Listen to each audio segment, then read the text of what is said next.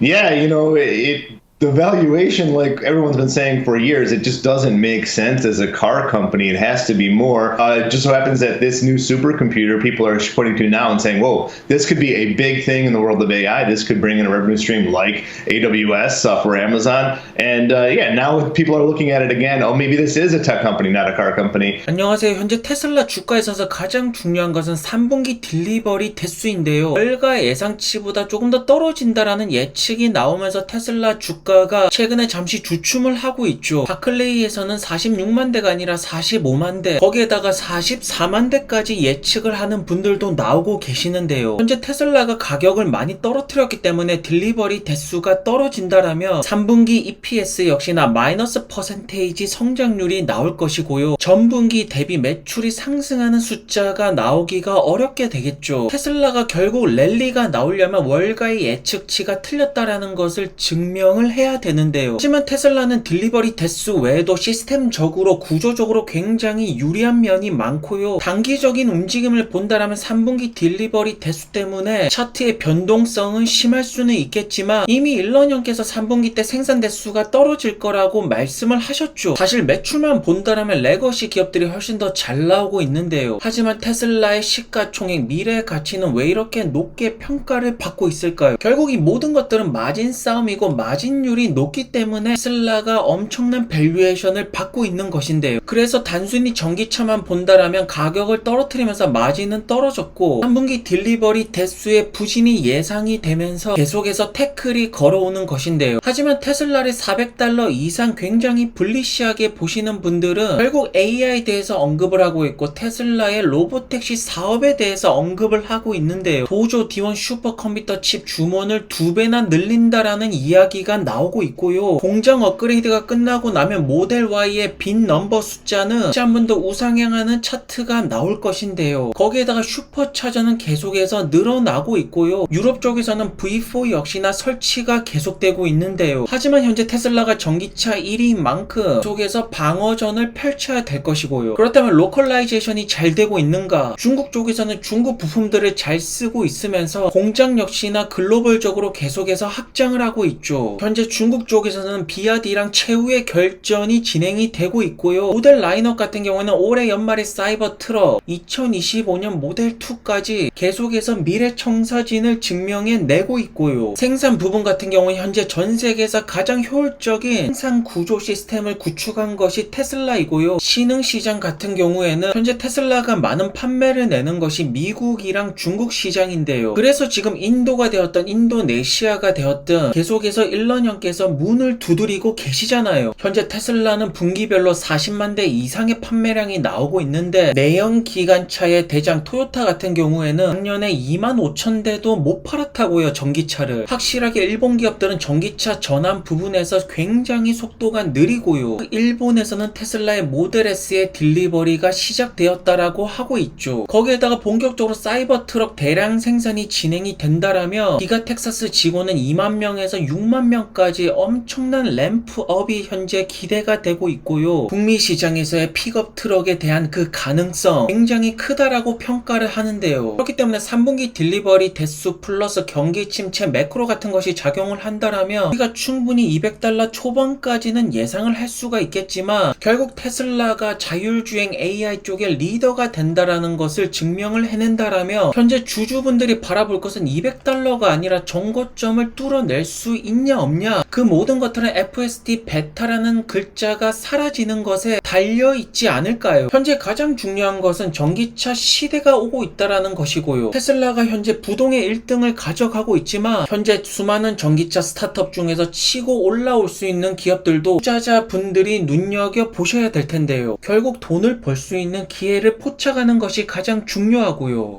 Following in Tesla's footsteps, there's another electric vehicle company that's been making a name for itself. Rivian is probably the most well-backed and important startup outside of Tesla. And what makes them very unique is that they're focusing right now on SUVs and pickup trucks, which are obviously high demand in the United States. We've called them sort of the Patagonia of electric vehicles, very much an outdoorsy lifestyle positioning. 그 중에서 전기차 스타트업을 조금 더 자세히 살펴보자면 루시드 같은 경우는 1분기, 2분기 매출이 전혀 성장을 안 했고 손실폭도 거의 그대로인데요. 그와 반대로 니오는 매출이 감소를 했고 손실폭은 훨씬 더 늘어났죠. 하지만 리비안 같은 경우에는 매출이 늘어났고 손실폭이 줄어드는 숫자가 현재 나와주고 있잖아요. 그렇기 때문에 전기차 스타트업 중에서 주목할 기업은 단연코 리비안이라고 볼 수가 있는데요. 전기차 대세 상승장이 온다라면 결국 리비안은 굉장히 매력적인 투자처라고 말씀을 드릴 수가 있고요. 첫 번째 이유는 대량 생산에 가깝게 점차 생산량이 가장 폭발적으로 늘어나고 있고요. 그 말은 즉 수익권으로 점차 가까워지고 있다라는 뜻이겠죠. 수익권에 점차 가까워지면 가까워질수록 저가형에 도달을 할 수가 있다라는 것이고, 그 말은 즉 게임 체인저로 갈 수가 있다라는 뜻인데요. 마진폭이 좋아지는 것을 계속해서 증명하고 보여주는 기업이 현재 리비안밖에 없다고요. 그렇기 때문에 리비안은 전기차계의 다크호스가 될 수가 있는데요. 현재 수많은 전기차 스타트업들이 상장을 하고 판매를 시작하면서 공장을 늘리고 있는데요. 현재 리비안 같은 성장률은 나오지 않고 있고요. 결국 여기 보이시는 차량들이 계속해서 잘 팔리고 있다라는 뜻이겠죠. 잘 팔리고 있다라는 뜻은 소비자들에게 매력적으로 다가가고 있다라는 것이고요. 거기에다가 아마존의 딜리버리 밴은 계속해서 딜리버리가 이루어지고 있고 듀얼모터 라지 배터리팩 주행거리를 계속해서 늘려나가고 있잖아요. 그렇기 때문에 현재 리비안 투자는 굉장히 매력적이라고 말씀을 드릴 수가 있는데요. 물론 나스닥이 박살이 나고 매크로가 떨어진다라면 리비안 같이 흑자에 도달하지 못한 스타트업들은 조금 더 과도한 폭으로 떨어질 수는 있겠지만 결국 정고점으로 갈 수 있는 숫자들은 계속해서 리비안의 CEO RJ 형께서 만들어내고 있고요. 충분히 10배 성장은 가능한 숫자들이 나오고 있는 전기차 스타트업이 리비안이 아닐까요? 그리고 캐시우드는 계속해서 테슬라 비중이 10%가 넘어가면서 매도세를 보여주고 있고, 그와 반대로 팔란티어는 계속해서 사고 있는데요. 테슬라가 되었던 팔란티어가 되었던 구글이 되었던 어쨌든 투자자분들이 주목해야 될 기업들은 바로 AI 섹터에 있는 종목들이고요. 최근에 캐시우드가 엄청나게 사고 있는 기업이 팔란티어죠. 그렇다면 팔란티어는 또 다른 랠리를 보여줄 수 있을까요? 이미 한번 엄청난 상승을 보여줬다가 최근에 조정세를 맞고 있는 팔란티어인데요. 현재 많은 분들이 원하시는 그림은 $20 이상에서 올해 마무리가 되는 것이 될 것이고요. 그렇다면 캐시우드는 팔란티어를 팔았다가 왜 다시 돌아와서 최근에 엄청나게 사고 있는 것일까요? 가장 중요한 것은 파트너십이 계속해서 나오고 있고 영업 부분에 청신호가 계속해서 나오고 있다라는 것인데요. 앞으로 얼마나 많은 기업들이 AI 혁신에서 팔란티어의 플랫폼을 이용할 것일까? 팔란티어는 더 많은 파트너십이 당연히 필요하게 될 것이고요. 팔란티어를 사야 되는 이유, 팔아야 되는 이유, 여러 가지 이유들이야 만들면 되겠지만 가장 중요한 것은 팔란티어는 수익권으로 돌아섰고 계속해서 파트너십 계약만 나와준다라면 매출 증가율은 더욱더 기대가 되는 기업이 팔란티어가 아니겠습니까? 그리고 이러한 숫자들만 계속해서 유지가 된다라면 S&P 500 편입은 당연한 결과로 이어지게 될 것이고요. 그래서 팔란티어 같은 경우에는 단기적인 목표 주가는 $20로 잡겠지만 S&P 500 편입이 이루어진다라면 여기는 완전히 뚫고 저 위로 날아가게 될 것이고요. The philosophy at Lucid goes back to 2015, I think, when I first joined.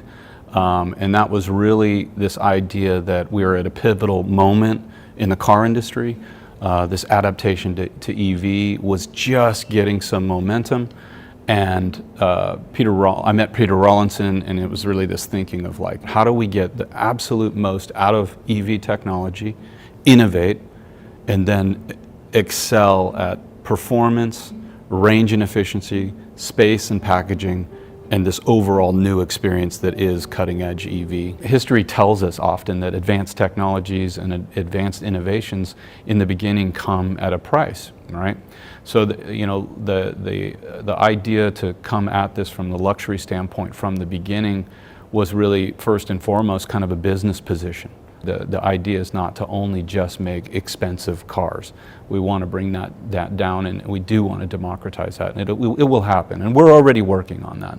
그리고 루시드 좋은 소식이 나왔네요. 드디어 사우디에서 생산에 들어간다라고 하는데요. 확실하게 미국 쪽보다 사우디 쪽 같은 경우에는 일의 진행 속도가 되었든 뭐든 빠르게 지금 나오고 있잖아요. 역시나 물린자들이 일을 굉장히 열심히 하는 것을 알 수가 있죠. 일론 역시나 자기 돈이 들어갔기 때문에 그만큼 열심히 일하였고, 사우디 역시나 지금 엄청난 돈이 들어갔기 때문에 열심히 일할 수밖에 없다니까요. 현재 루시드 올해 생산 목표가 10,000대이기 때문에 이 사우디에서 생산 대수가 어느 정도 받쳐주는 것이 현재 목표치 달성에 가장 중요해 보이는데요. 우선 반조립으로 들어갈 것이고 3년 내 목표가 15만 대 생산이 될 것인데요. 이 목표치만 보더라도 애리조나 공장보다는 굉장히 공격적이고 어그레시브하게 들어가는 것이 보이잖아요. 하지만 루시드의 경영진도 9월 27일날 이벤트를 하는데 사우디 공장에서 어떠한 발언을 할지가 중요할 텐데요. 지금 주가가 최저점을 기록하는 만큼 어느 정도 주가 방어가 나올 수 있는 그러한 스피치가 필요하지 않을까. 피터 형이 일을 열심히 하게 만들려면 연봉 압수, 주식도 다 압수를 해야지 일을 제대로 열심히 하지 않을까요? 자기 돈 안 들어가면 열심히 안 한다니까요. 어쨌든 현재 루시드는 엄청난 매도세가 나오고 있고요. 그 결과 지금 5달러에 머물고 있죠. 지금 정말로 최저점인데 여기만큼은 지켜내고 반전이 나와야 되는데 최근에 매크로도 굉장히 안 좋죠. 그러니까 당연히 주주분들은 불안할 수밖에 없고 루시드만 보면 열받을 수밖에 없는데요. 그렇다면 과연 루시드가 전기차 전쟁에서 다시 한 번 더 불꽃을 보여줄 수 있을까요? 지금처럼 계속해서 불길이 쪼그라드는 모습을 보여주면 안 되는데 월가 예상치를 계속해서 미스하고 있잖아요. 단 한 번도 히트 치는 모습을 보여준 적이 없다니까요. 하지만 사우디 공장에서 조금 잘만 해준다라면 월가 예상치를 박살낼 수 있는 가능성도 나오는데요.